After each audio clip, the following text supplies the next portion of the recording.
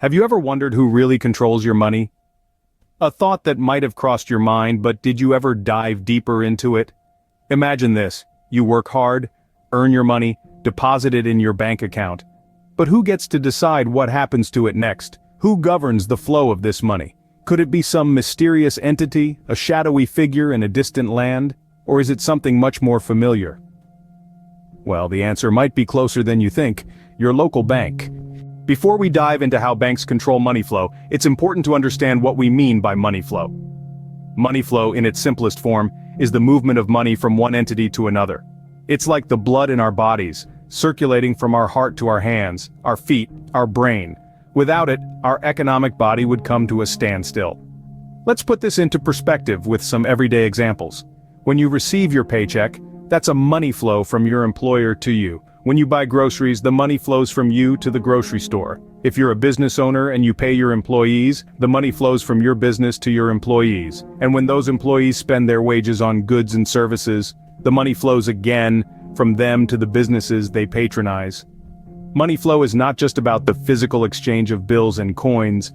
It includes electronic transactions, bank transfers, credit card payments, and even investments. It's an intricate network of transactions connecting people, businesses, and institutions around the world. The flow of money impacts our economy at large. When money flows freely, it drives economic activity. Businesses prosper, jobs are created, and the economy grows. Conversely, when money flow is restricted, it can lead to economic stagnation or decline. But money flow is not a free-for-all. It doesn't just happen, it's regulated and controlled by various mechanisms and institutions. One of the key players in this regulation is the banking system. Banks act as intermediaries in this flow. They take in deposits, lend out money, and facilitate transactions. They essentially decide who gets money, when they get it, and at what cost. So, when we talk about money flow, we're talking about the lifeline of our economy. It's the constant ebb and flow of money that keeps our economic heart beating. So now that we understand what money flow is, we can move on to how banks control it. Banks play a crucial role in controlling the flow of money. Now, you might be wondering, how exactly do they do that? Well, pull up a chair and let's dive into it. One of the primary ways that banks control the flow of money is through the creation of money itself. Yes, you heard that right, banks can create money. This might sound like magic, but it's actually a standard practice known as fractional reserve banking. Here's how it works. When you deposit money into a bank, the bank doesn't just lock it up in a vault. Instead, it keeps a fraction of your deposit on reserve and lends out the rest. That loan then gets deposited into another bank, and the process repeats. Through this cycle, banks can effectively create money, multiplying the initial deposit many times over. But the influence of banks doesn't stop there. Banks also have a significant impact on interest rates. Now, while banks don't directly set the federal funds rate, that's the job of the central bank, they do have a say in determining the interest rates for loans and savings accounts. By adjusting these rates, banks can encourage or discourage borrowing and saving. Lower interest rates can stimulate borrowing and spending, which can boost the economy. On the other hand, higher interest rates can encourage saving and reduce inflation. However, it's important to remember that this power is not absolute. Banks operate within a regulatory framework set by the government. They must maintain certain reserve requirements and adhere to various banking regulations. These checks and balances help ensure that banks don't have carte blanche to manipulate the economy. So there you have it. From creating money through loans to influencing interest rates, banks play a central role in directing the flow of money. They are like the conductors of an economic orchestra, setting the tempo and guiding the melody of our financial lives. Banks, therefore, have a significant influence on the economy by controlling the flow of money. And that, dear listeners, is the power of banking. One of the main ways banks control money flow is through the creation of money. Let's dive a bit deeper into this intriguing process.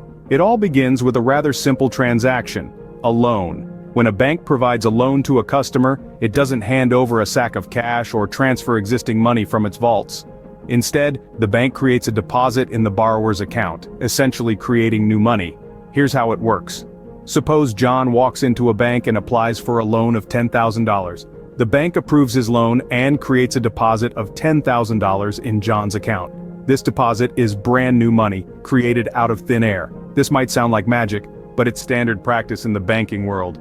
Now, John's new deposit doesn't just sit idle. He uses it to pay for goods or services, which means the money starts circulating in the economy. The person who receives the money might deposit it back into a bank, and the bank might lend it out again, creating even more money. This process, known as fractional reserve banking, allows banks to create money each time they issue a loan. The only limit to this money creation is the reserve requirement set by the central bank, which dictates the minimum amount of deposits a bank must hold in reserve. Here's the kicker. Not only does this process increase the amount of money in circulation, but it also increases the bank's assets. That's because the loan becomes an asset for the bank, earning interest over time. However, this system isn't without its drawbacks. If too much money is created, it can lead to inflation, where the value of money decreases. And if banks create too little money, it can lead to a shortage of funds, slowing economic activity. So, banks have a delicate balancing act to perform, ensuring they create just the right amount of money to keep the economy humming along without causing inflation or shortages. And that's a key part of how banks control the money flow. In essence, every time a bank gives out a loan, it's creating new money. Another way banks control money flow is through the manipulation of interest rates.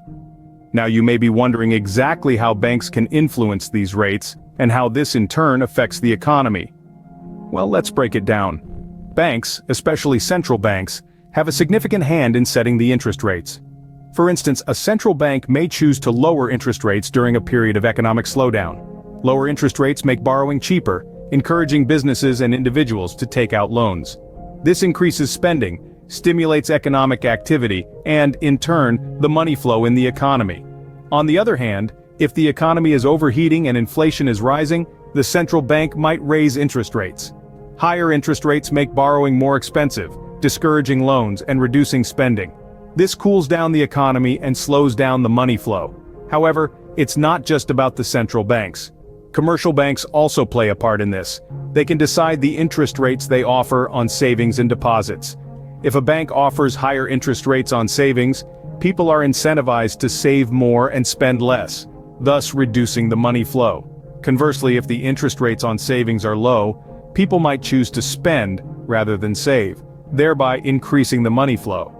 It's a delicate balance, and banks need to navigate this carefully. They must consider various factors, including the state of the economy, inflation rates, and their own financial health. It's like a dance, with banks deftly stepping and swaying to the rhythm of the economy. So the next time you hear about interest rates changing, know that it's not just a number, it's a tool, a lever that banks can pull to control money flow. It's a reflection of the economy's health and a predictor of its direction. And there you have it. By influencing interest rates, banks can effectively control how much money is flowing in the economy. This is one of the many ways banks play a pivotal role in our financial lives and in shaping the economic landscape. So we've learned quite a bit about how banks control the flow of money. It's a fascinating journey that takes us from our pockets to the larger economy. To start with, we discovered that banks are the main conductors controlling the symphony of money flow. They act as intermediaries, taking deposits from savers and lending them to borrowers, thereby maintaining the cycle of money. We then dove into the fascinating process of money creation. It's not just about printing bills and minting coins. Banks create money every time they issue a loan, thanks to the fractional reserve system. This system allows banks to lend out more money than they actually hold in deposits, amplifying the amount of money in circulation. Next, we looked at how banks can influence interest rates. By adjusting the rates they charge for loans or pay for deposits, banks can speed up or slow down the economy. Lower rates encourage borrowing and spending, stimulating economic growth. On the other hand, higher rates make borrowing more expensive, cooling the economy down. All these factors work together, painting a picture of banks not just as institutions where we store our money, but as powerful players that shape our economy. They control the ebb and flow of money, creating waves that affect everyone, from individual savers and borrowers to businesses and governments. Next time you walk into your local bank, remember, they play a bigger role in the economy than you might think.